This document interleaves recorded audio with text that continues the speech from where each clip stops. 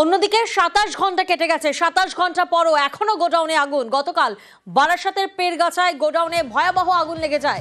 এখনো সেই গোডাউনের আগুনের পকেট ফায়ার। পরিস্থিতি নিয়ন্ত্রণের চেষ্টায় দমকলের ২০টি ইঞ্জিন কাজ করছে।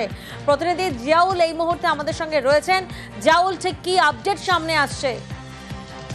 একদম দেখো, প্রায় বারাসাত পীরগাছার গোডাউনে ২৭ ঘন্টা পেরিয়ে গেলেও এখনো পর্যন্ত একাধিক পকেট কিন্তু আগুন লক্ষ্য করা যাচ্ছে। অর্থাৎ সন্ধ্যাবেলা দমকল আধিকারিকরা জানায় আগুন বেশ কিছু জায়গায় ধোঁয়া লক্ষ্য করা যাচ্ছে, কিন্তু রাত হয়তো বাড়ছে। অর্থাৎ প্রায় ২৭ ঘন্টা পেরিয়ে গেলেও একাধিক পকেট থেকে এখন নতুন করে আগুন দেখা যাচ্ছে এবং ইতিমধ্যেই দমকলের ২০টি ইঞ্জিন ঘটনাস্থল ৩ সাইড থেকে আগুন নেভানোর কাজ করছে। পকেট যে ফায়ার, সেখান থেকে কিন্তু আগুন নেভানোর কাজ করছে, কিন্তু যেভাবে আগুনের তীব্রতা অত রাত বাড়ছে ততই কিন্তু আগুনের তীব্রতাও বাড়ছে। সন্ধ্যার সময় আগুন পুরোপুরি নিয়ন্ত্রণে ছিল, একদম দমকল আধিকারিক জানিয়েছিলেন, কিন্তু রাত বাড়ছে ততই কিন্তু আগুনের তীব্রতা বাড়ছে। ইতিমধ্যেই কিন্তু দমকলের প্রায় ২০টি ইঞ্জিন ঘটনাস্থলে রয়েছেন, তারা কিন্তু আগুন নিয়ন্ত্রণের চেষ্টা করছেন।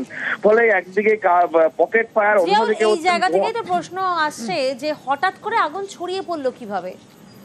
একদম দেখো, দমকল সূত্রে খবর, তার কারণ একদিকে মানে দাহ্য পদার্থ এবং রং, এই ধরনের কেমিক্যাল সেখানে রয়েছেন। ফলে সেখানে এখনো পর্যন্ত উপরের যে সেট, টিনের সেট, সেটা কিন্তু ভেঙে নিচেই পড়ে গেছে। ফলে তার নিচেই কিন্তু প্রচুর পরিমাণে দাহ্য পদার্থ এখনো রয়েছেন। ফলে সেখানে এই ফায়ার, যারা ফায়ার ব্রিগেড কর্মী রয়েছেন, তারা কিন্তু জল সেখানে পৌঁছাচ্ছে না, এমনটাই কিন্তু তারা জানাচ্ছিলেন।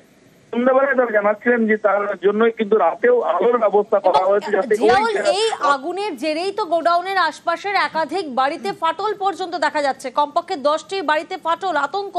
সেক্ষেত্রে যারা সেই বাড়িতে থাকেন তাদের জন্য বিকল্প ব্যবস্থা কিছু করা হচ্ছে এবং ফাটলের সেই ছবিও কার্যত দেখা যাচ্ছে।